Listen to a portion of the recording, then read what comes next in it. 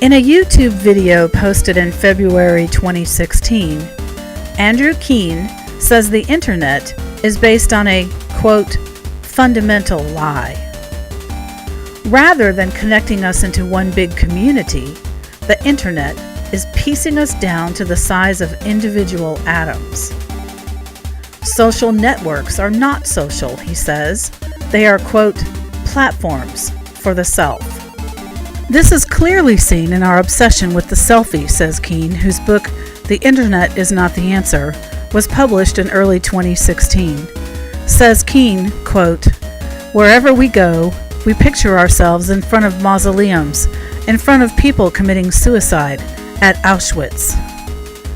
Labeling our culture pre-Copernican, Keen calls out modern people for thinking the world revolves around them.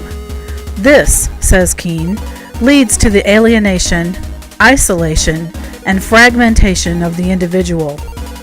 Rather than creating any lasting change, the internet creates explosions like Occupy Wall Street or the Arab Spring. However, could this be a sign of the transition from a literate society to one that is becoming something less reliant on text, something beyond literacy? When societies morphed from pure orality to literacy, the very way we think was transformed as well, say theorists Walter Ong and Eric Havelock. We were limited in what we could think because we were limited in what we could memorize. Once writing burst onto the scene, we didn't immediately become literate. It was something that had to be learned. So, we moved from a completely oral culture to something transitional, finally to a society where it was quite unusual not to be literate. The current electronic revolution may be bringing about similar changes in the way people think. Oral speech needed to be compact for memorization, but written words have limitless potential. The internet increases that limit to infinity. It's not just the sheer volume of information, but the way we take it in.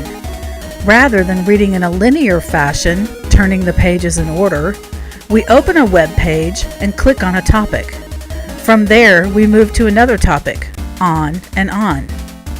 This technology, with all the benefits of limitless information, has created, quote, inner distances within the human psyche itself, says Ong in his book Interfaces of the Word. But these distances are needed for growth. Ong points out that technology lifts burdensome routines from our lives and frees us to pursue new things. In the transition from orality to literacy, those new things included science and philosophy. Because there was no pressure to memorize, we could pursue non-narrative topics like geometry and the meaning of life. As we enter another time of transition, from literacy to what Gregory Ulmer calls electracy, we are becoming less and less linear thinkers. We flit from topic to topic as we daily go on journeys of clicks, transforming our very consciousness into new modes of thought.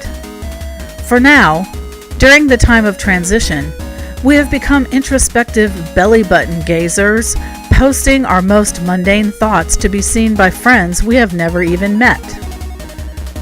But does this mean that the new era of electracy has to be self-centered and selfish?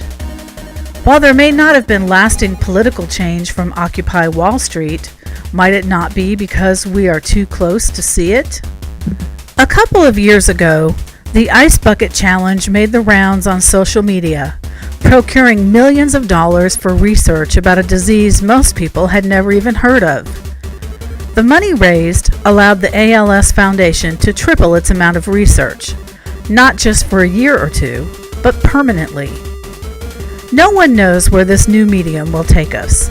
50 years from now, it will probably have vestiges of orality and literacy, but they will be combined with a new way of thinking. A new consciousness, where we have learned how to think beyond funny cat videos and Kim Kardashian's backside.